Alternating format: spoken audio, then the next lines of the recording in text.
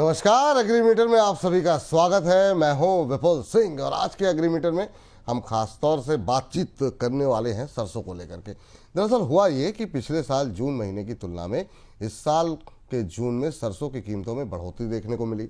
देश की प्रमुख कृषि उपज मंडियों में बीते एक साल में सरसों का भाव करीब 650 रुपये से 750 रुपये पर क्विंटल बढ़ गया है।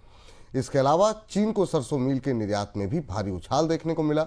ऐसे में सरसों की कीमतों में आई तेजी कि आखिर में वजह क्या देखने को मिल रही है और चीन को सरसों मील का निर्यात आखिर में बढ़ने की क्या वजह है, इन तमाम पहलुओं को टटोलने जांचने के लिए हमारे साथ जुड़ रही हैं विशेष मेहमान एसएमसी ग्लोबल सिक्योरिटीज़ की कमोडिटी रिसर्च हेड वंदना भारती जी।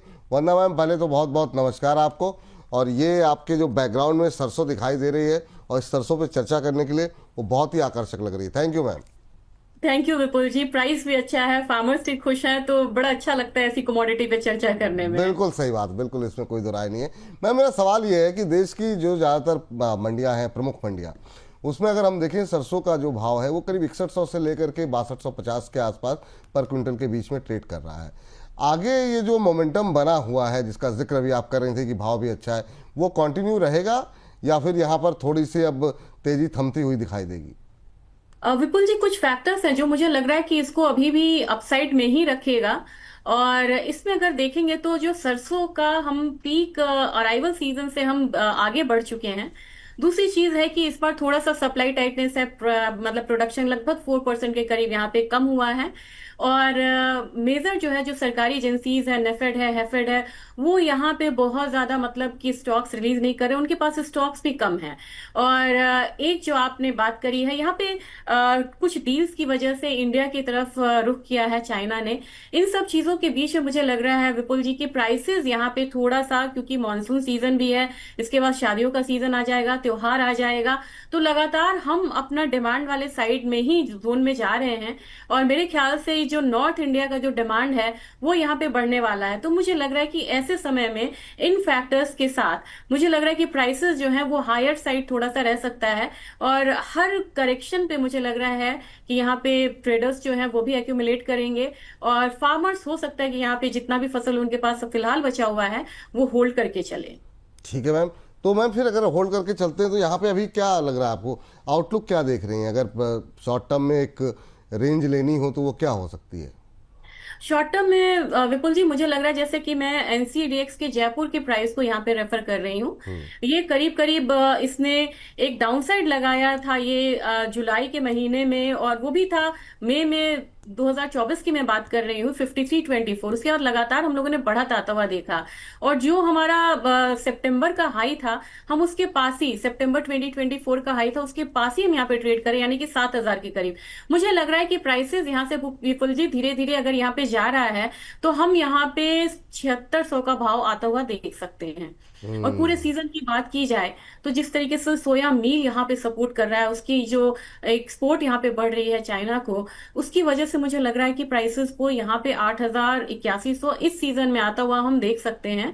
और मेरे ख्याल से अभी सरसों का एक खास बात यहाँ पे विपुल जी ये है कि आप चाहे सोयाबीन देख लीजिए या सीपीओ देख लीजिए, प्राइसेस लोअर साइड है, लेकिन ये कमोडिटी हम 30% जो भारतीय हैं ये सरसों तेल यूज करते हैं, हमारे खाने का अपना पैटर्न है। तो बाहर के तेल का जो लोअर मतलब आउटलुक है, उसकी वजह से सरसों पे यहाँ पे फर्क बहुत ज्यादा नहीं पड़ा है। और ये तेल जो है, ये सीड जो है, ये भी हायर साइड ही यहाँ पे ट्रेड होने की संभावना है। तो अभी मतलब जून में एक बार जरा भाव दिखाते रहिए। जून में अभी चल रहा है कितना सर मैम? 69 के आसपास का भाव चल रहा है ना? सिक्सटी आप नाइन है। और आप कह रही हैं अभी यहाँ से 600-700 रुपए की और तेजी, करीब करीब जी जी 600, जी। जी छः सौ जी जी। सात सौ तो अभी भी मतलब जो मतलब अगर जिसको खरीदना हो खरीद करके चले आने वाले टाइम के लिए ना सर मैम? विपुल जी मुझे लग रहा है कि यहाँ पे खरीदना चाहिए। मुझे चार पांच फैक्टर्स लगे हैं जो बड़े बुलिश हैं। एक बेयरिश में मुझे लगता है कि बाकी जो तेल है, कभी कभी क्या होता है कि बहुत ज्यादा अगर मतलब कि प्राइसेस हायर जाता है, थोड़ा सा यहाँ पे ब्लेंडिंग होती है।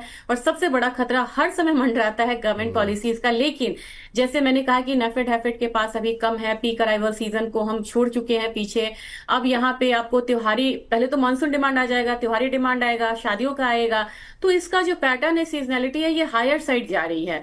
तो मेरे ख्याल से यहाँ पे अभी भी समय है कि लोग जो यहाँ पे एक्यूमुलेट करना चाहते हैं, खरीदना चाहते हैं, या जो किसान भाई यहाँ पे होल्ड करके चलना चाहते हैं, अगर वो 2 से 3 महीने यहाँ पे होल्ड करते हैं, मुझे पता है कि छोटे छोटे किसान भाई भी होते हैं लेकिन उनके वेयर हाउसेज होते हैं अपने, और ये कमोडिटी मॉइस्चर से बहुत ज्यादा फर्क नहीं पड़ता है इसको। तो मुझे लग रहा है कि होल्ड करना चाहिए। 2-3 महीने में हम 600-700 तक प्राइस राइज यहाँ पे आता हुआ देख सकते हैं। तो मुझे लग रहा है कि 7600 से लेके 7800 का प्राइस हम आते समय में देख सकते हैं।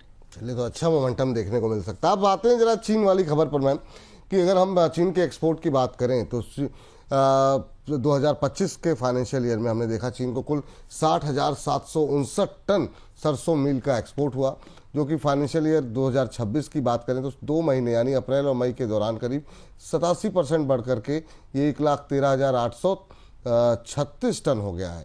चीन ने कनाडा से सरसों का मील का इंपोर्ट घटाया है, इसका फ़ायदा ही भारत को मिला है। क्या ये फ़ायदा आगे भी बनता रहेगा और इसका सरसों की कीमतों पर क्या कोई असर पड़ता दिखाई देगा?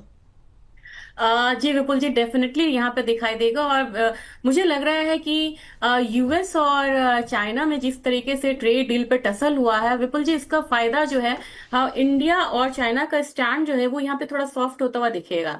अब इन्होंने कनाडा पे जो इम्पोर्ट ड्यूटी बढ़ाई वो 100% इन्होंने कर दिया।